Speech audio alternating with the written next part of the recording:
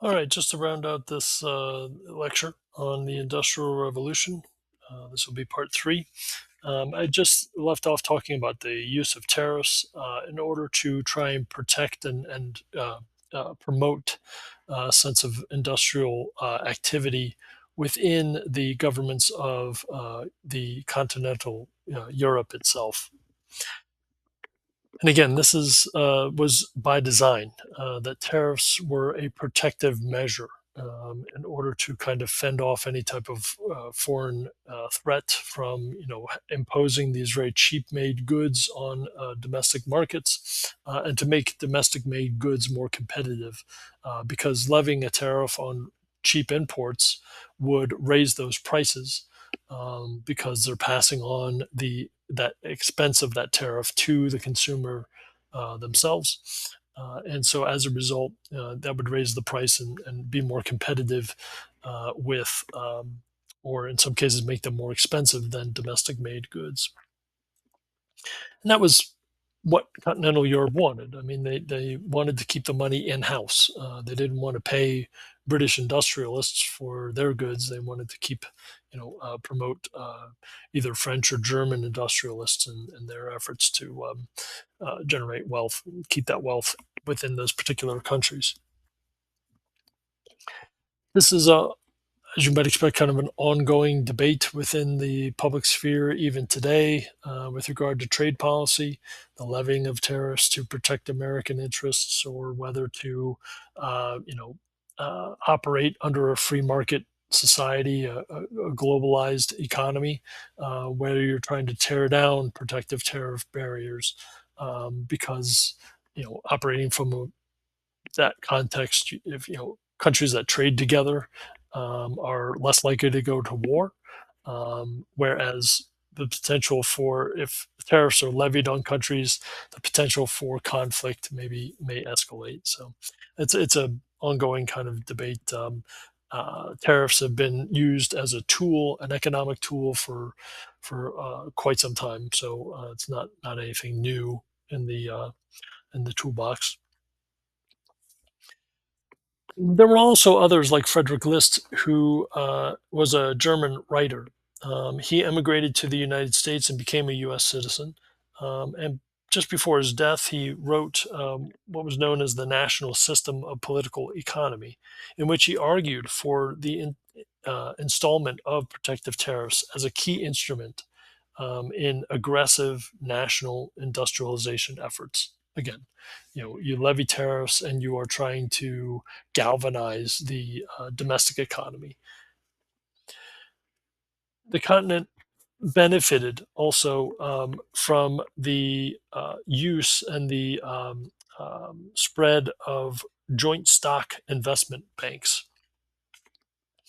So if you remember, because Britain was allowing the private sector to basically drive the bus when it came to industrial development and technological development, um, here on the continent of Europe, because there was a greater aversion to risk, this meant that institutions, specifically banking institutions, that were responsible for generating the capital necessary to invest in industry and technology, they had to find more creative ways, you might say, to have uh, the public begin to invest funds that would be made available for um, supporting industrial endeavors.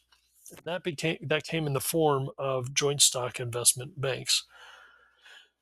Money would come from a variety of smaller, more numerous investors that would fund large industrial projects. So what you have here is the pool of risk is diluted because with joint stock banks, the members who deposited their money in these banks, that money would then be turned over to invest in innovation and new invention and what have you. Uh, but because it was an institution that the public used, and deposited their money into. This meant that the risk for each individual member diminished the more members there were that were depositing their money into the banks in the first place. So this was more palpable to populations that were not necessarily enthusiastic or willing to take on a great amount of risk themselves. So in the British system, you had industrialists, these private kind of capital drivers of the economy that were, putting investing quite a sum of money and taking on a personal risk as a result. But then because they put up their own money and invested it in these very kind of risky endeavors, any success would be enjoyed by them. I mean, that they would reap the benefits of their investment savvy. Um, Continental Europeans were not necessarily willing to go to that degree and have that kind of make or break kind of. They weren't comfortable with that, and so as a result, they turned to these joint stock investment banks. In some ways, this is similar to the Dutch East India Company. If you recall that, the Dutch Republic, its governing institutions almost mandated that individual cities within the republic be required to buy into and invest money in the Dutch East India Company itself. And so this is again very emblematic of a mercantilist like policy that the state and the private company work together. That those mercantilist kinds of perspectives were more entrenched in the continent of Europe than in Britain itself. There was also this is going to differ, of course, from the private factory investment in England, like I just explained. Also, geographics geography played a role in all of this. Belgium, France, and the Germanic states themselves looked to coal and the iron industry to help spur industrialization on the continent.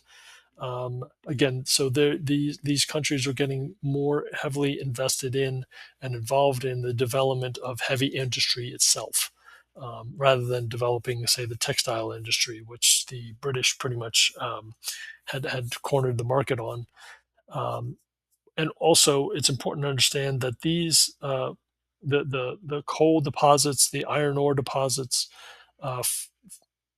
as the backbone of heavy industry, were more um, abundant in places like Germany, parts of France, and Belgium as well. So they were just tapping into their own natural resources, much like Britain had done, and beginning to amass profit off of that. Um, just as a nod here to the early United States, you do have some industrial endeavors being implemented early on. One of the best examples was in 1807 when Robert Fulton um, navigated the Claremont, which was a steamboat, up the Hudson River.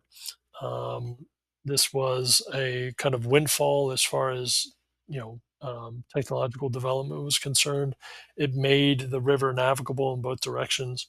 But more importantly, when steamboats began to appear on the Mississippi River, it also made that river basically the main artery of the entire United States itself, um, navigable also in both directions.